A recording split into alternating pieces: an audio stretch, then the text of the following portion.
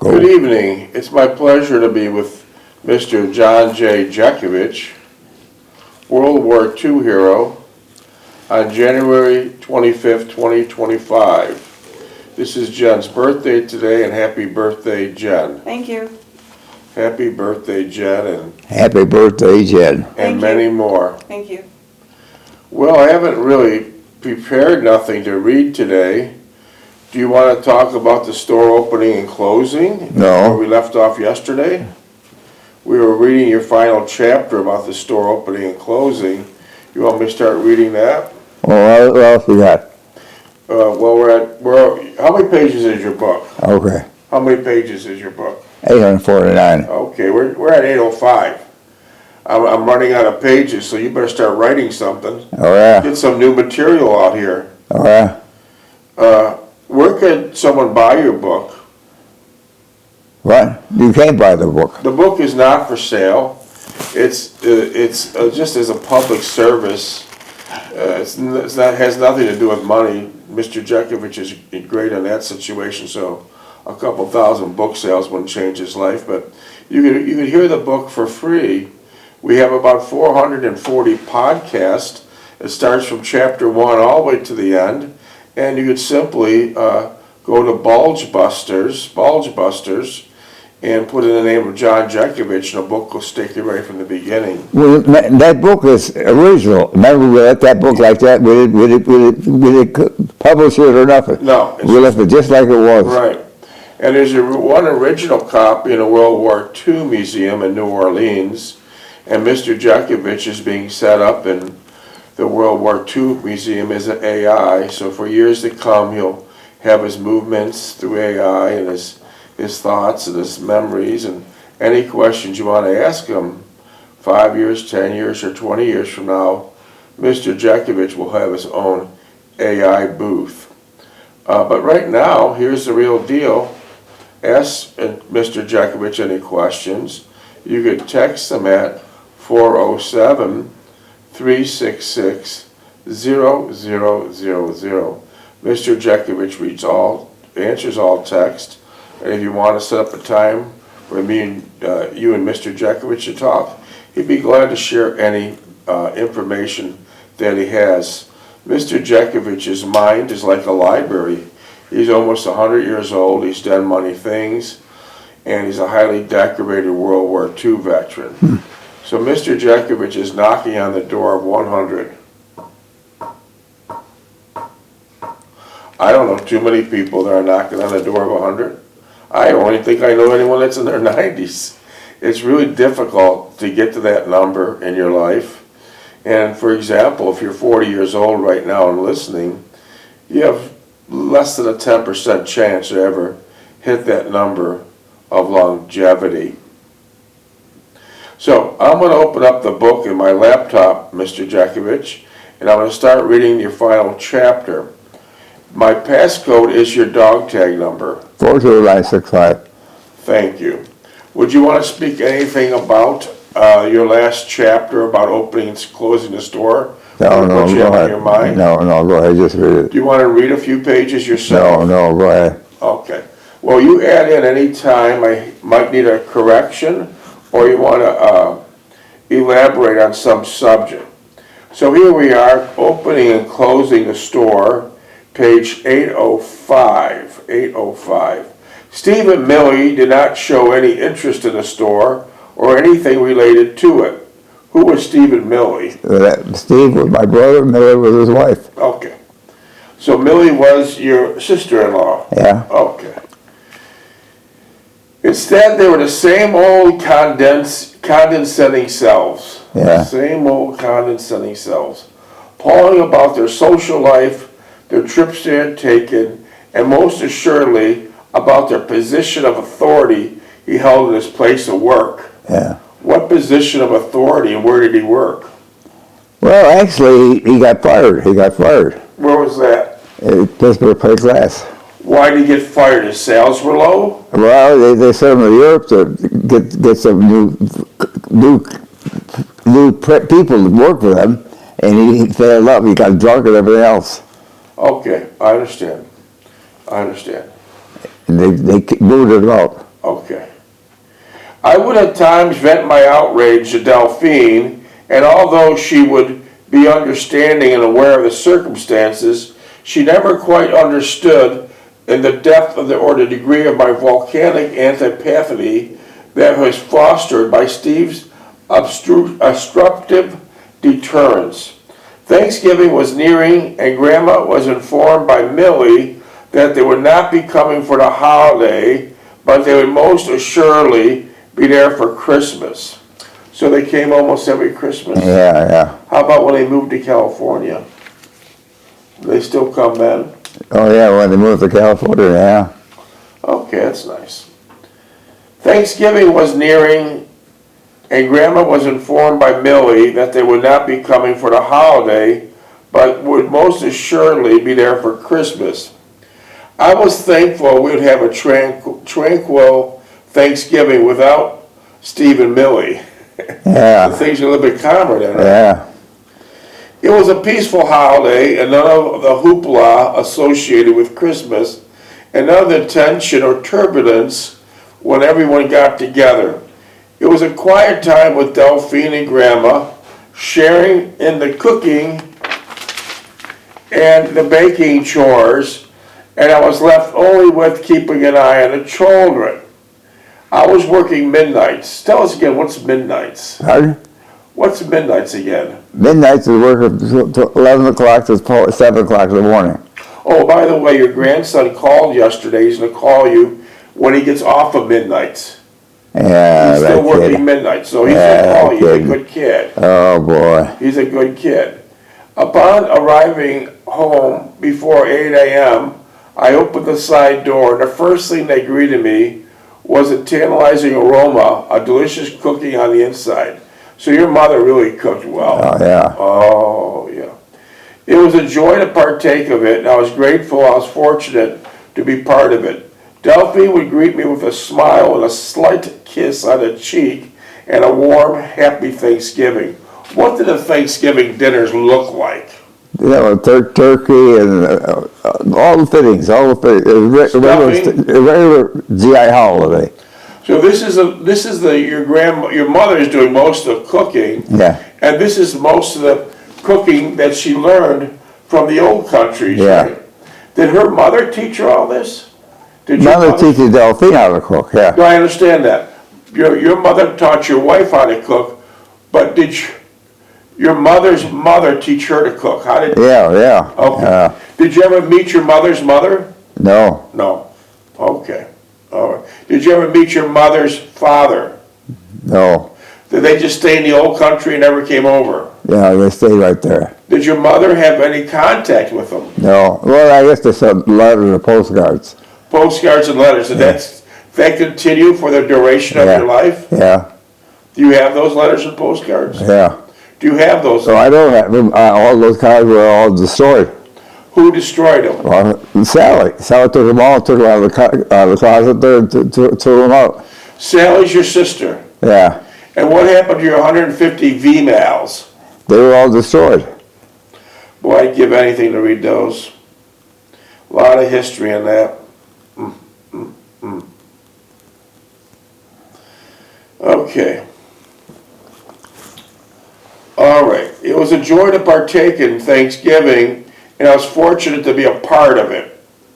Delphine would greet me with a smile and a slight kiss, and I was fortunate to be part of it. Delphine would greet me with a smile and a slight kiss on the cheek and a warm, happy Thanksgiving.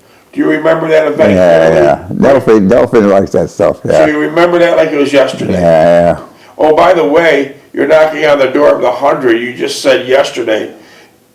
At 20 years old, you blink your eye, you're 100. Yeah. That's how fast it goes by. Yeah. A lot of people don't realize that. You can say, you can tell a younger person, enjoy your youth, and they think you're bullshitting them. But it's a fact. You blink your eye, man, and you'll be there. You'll be there, yeah. You'll fucking be there, man.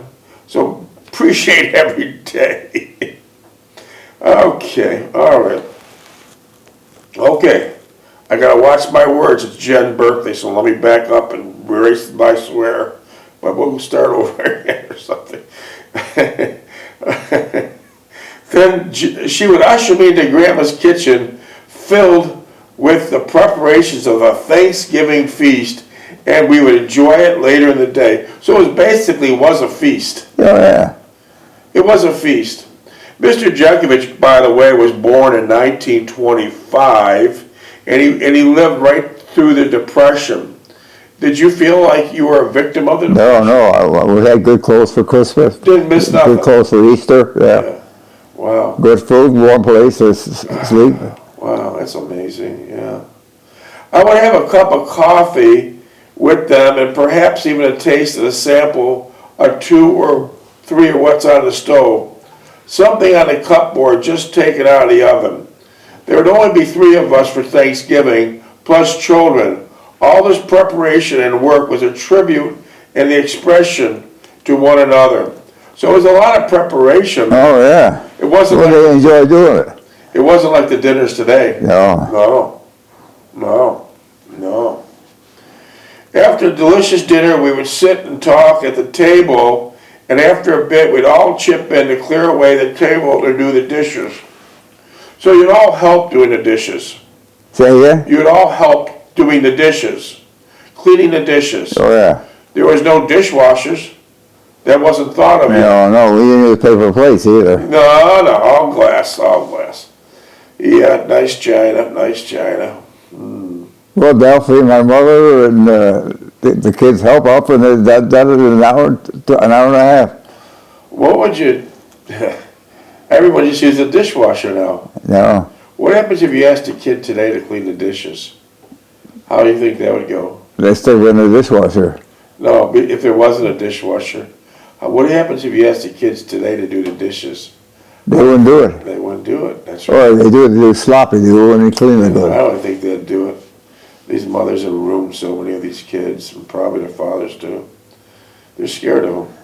Delphine and Grandma would eventually go in the living room and turn on the television to watch a holiday festival with children.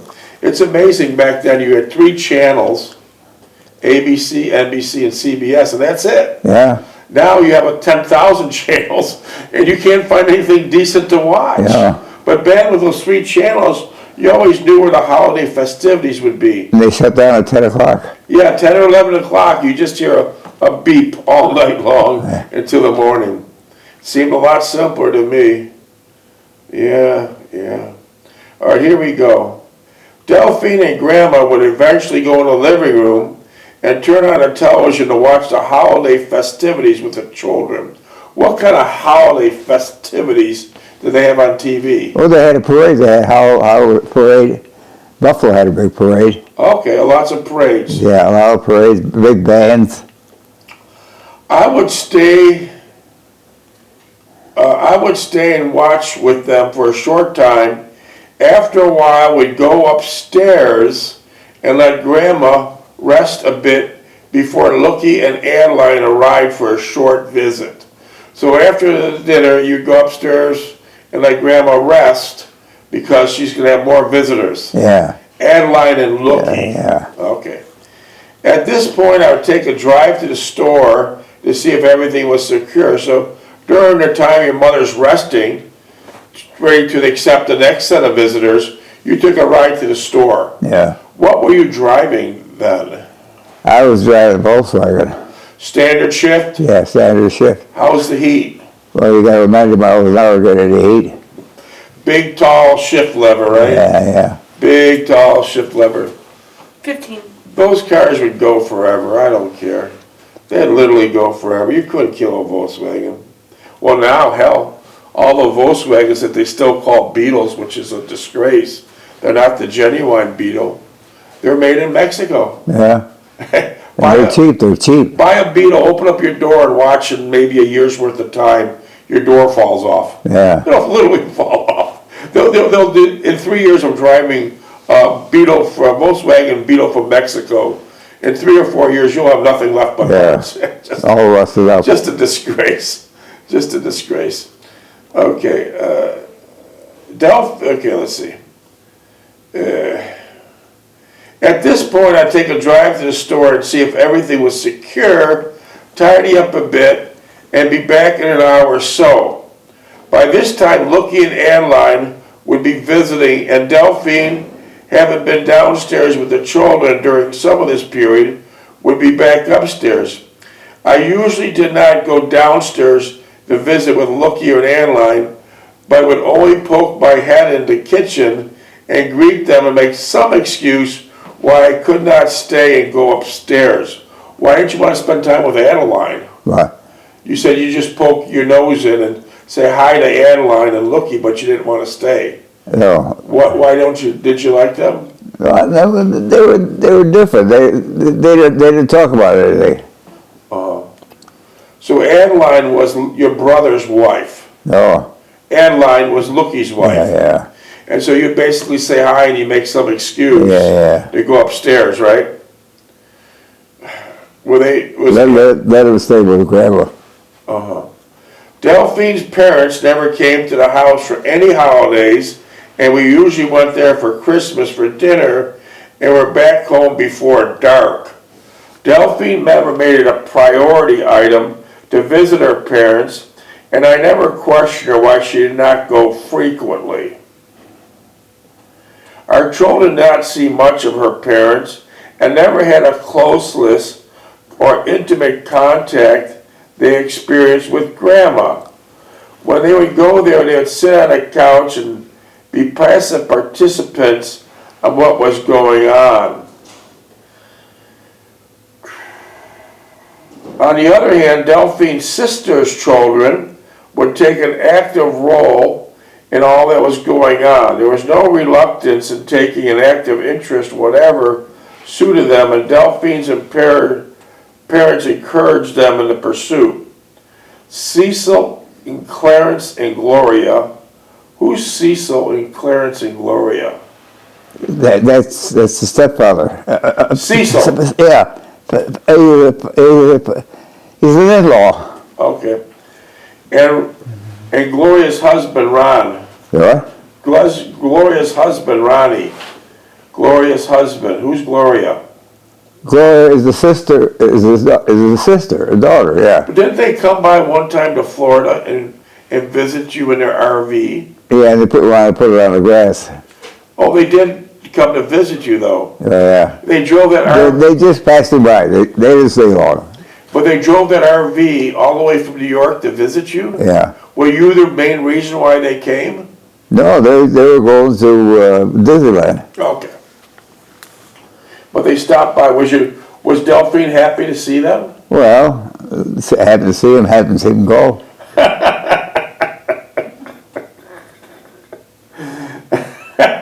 Well, what's his name? The husband, he's a Ronnie. Yeah, he's a pain in the ass. Yeah. Why was he a pain in the ass? He thought he was a big mechanic. He didn't know nothing about cars. No? He knew the compression ratio and all that.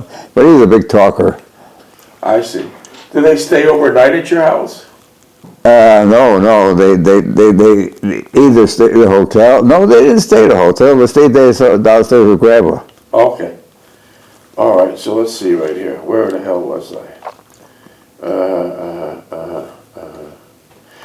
Seal, Clarence, and later Gloria and her husband Ronnie would also become actively involved.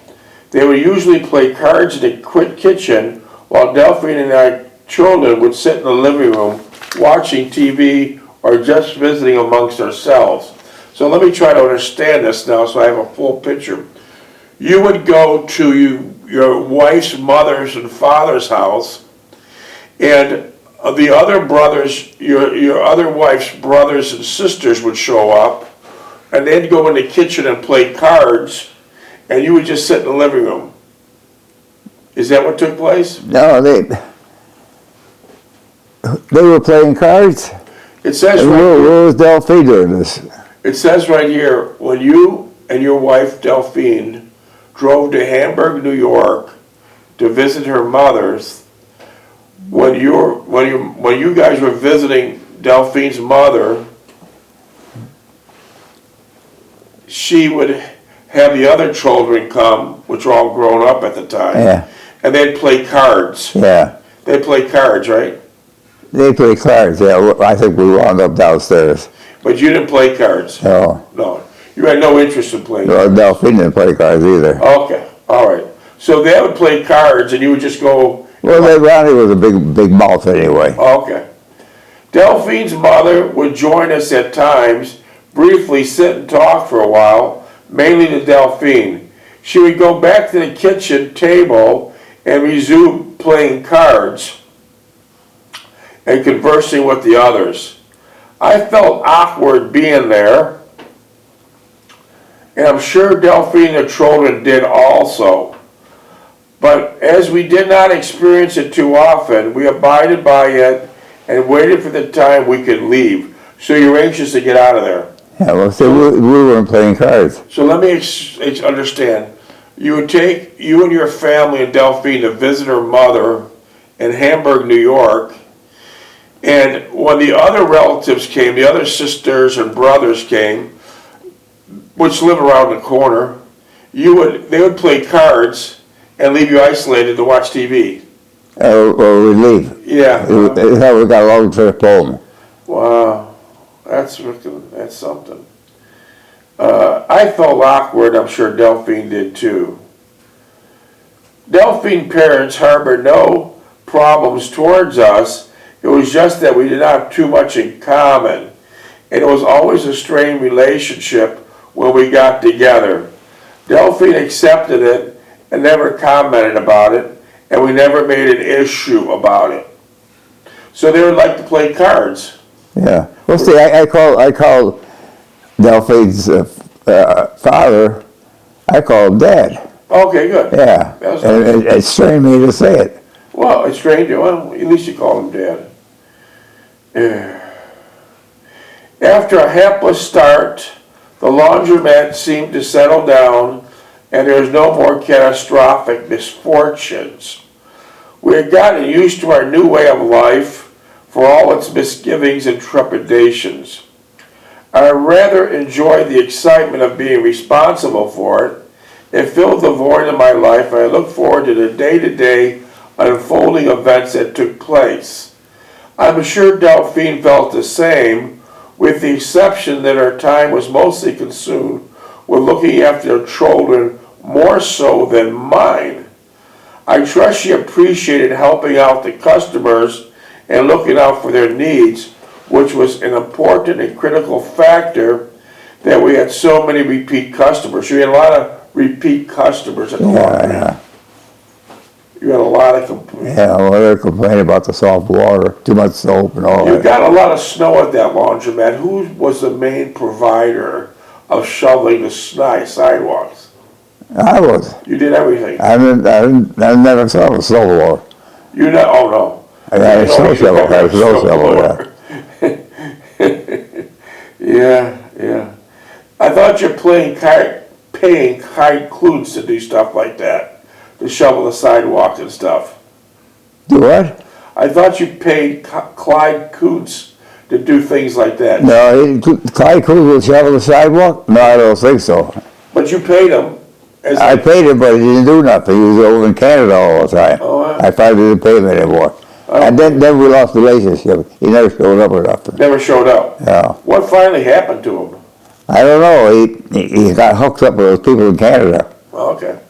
Threw all this stuff in his back of his room, and then when he got over here, he threw it at a box in front of my house and left. I said, Clyde, you dumped all that stuff here. You could always put it in the dumpster down there. He didn't do it. He didn't do it. So, okay, so the last time you seen him, he emptied out all the trash of his car into your house, garbage. Yeah. And they never seen him again. No. Minutes, please. Wow. He I think Clyde had some hard times, because if I remember correctly, 5. he was in Portage Road living in a very inexpensive motel day by day. He lived up the corner of Third, of Fall Street in the Boulevard. He had a little shitty apartment. Yeah, I think he had a good memory. What could have happened to him? He was making good money at Kimberly-Clark. Yeah, but he didn't have much of a job in Kimberly-Clark. He was cutting cores. That's all. He didn't have a production job or nothing. I thought at one time he had a nice house, and now he's living out of a motel room. No, he didn't have a very good house. He had at one time he had a ramble old house. But I think he lived alone or whatever he did. But he didn't make out too good. I don't know what happened to his parents or whatever, his brothers and sisters and that, I don't know. Was he also in World War II? I think it was in the Navy. Oh, well, he's a veteran. I gotta give him credit for that. I gotta give him credit for that. Let's see. I am sure Delphine felt the same, with the exception that her time was mostly consumed by the children. Many people would comment to see me directly what an understanding, considerate wife I had, and I would agree with them wholeheartedly. So many customers at the laundromat would comment on your wife's work and her friendliness. Oh, yeah. That was nice. That was nice. We were making payments on our monthly notes from the proceeds of the store. So from the proceeds of the stores, you never had to dip into your savings. No, the store paid for it. That's a good business deal. Minutes, please. As well as all the various vendors for supplies and utilities, and they're all paid in a timely fashion. 3.5. We most recently found your notes of your 1971 handwritten payments and receipts from the store. Did you see that? Yeah. We should bring that in the next reading so I can read some examples of what Was going to take place. what was taking place compared to the ridiculous stuff, the high expenses today. People can't afford to live today. It's so damn expensive. Yeah, I couldn't do it. I did that. I couldn't do it today. No, most people can't. Poor husbands and wives are working 3 jobs. Wives working 3 jobs, trying to take care of the kids. They can't have enough money to buy a house. 90,000 divorces last year in Florida. Well, see, we were going to buy a house in outside of Buffalo. Beautiful house, $36,000. Delphi and I. But then we thought of my mother. We left. My mother wouldn't go with us. She would be left alone. No. So Delphi wouldn't accept it. I didn't accept it. No, that's why you got the book, Your Mother's Done. You stood to it to the end of the road. But the young people today, I mean, they're all working hard, many of them trying to raise a family, and after you pay daycare and all the other BS bills, you got nothing left. And they don't even have enough money to buy a house. But they're working hard, they're working 3 jobs. The prices are too high, the salaries are too low. And that's why, most divorces come about because of financial pressures. Yeah, finances, yeah. And now we had 90,000 divorces last year, and I bet you almost all of them are due to financial pressures. So it's a bad situation. And this is what this book is about. Back when Mr. Jeckovich was growing up, decades ago, a house was $2 or $3 grand, $2,000 or $3,000. Groceries were $30 to $40 a week. You fill your cupboards and your refrigerator. You had enough food for 4. Gas was 7 to 9 cents per. Well, I bought that house for you in what's the name? The stay there for $36,000. Yeah. It was cheap. And now everything has gone crazy in price, and poor young people can't afford to live. It's a shame. Okay, let's see where I was. Minutes, please. Minute and 10 seconds. So the laundromat was a great retreat to go to. When you had relatives sitting at your house, you could go to the laundromat and get away from it all. No, I stayed with him. No. Oh, you did? Yeah. Okay. I wouldn't say, well, I've got to go. If they came over, I stayed till they left. They didn't stay long. They never visited? Steve and Millie and Steve didn't stay too long. Mother got bored with them. Mother couldn't wait till they left, put on the TV and watch that Phil's Battalion all-girl orchestra or something. So your mother liked watching Lawrence Welk? Yeah. Minutes? 30 seconds. And would she sit, tell us how she'd sit? And sit in the couch in the corner, yeah. And the lady, and she would crochet at the same time watch the TV. And she wasn't? Never missed a stitch. Never missed a stitch. And she had those beautiful things made up, those scarves. Afghans. Afghans, yeah. Yeah. And you just crochet all We used to day? buy, Duffy, I used to go down to Walmart's to pick up skeins of that real thin thread. Oh, that's hard to do, hard to Yeah, do. yeah.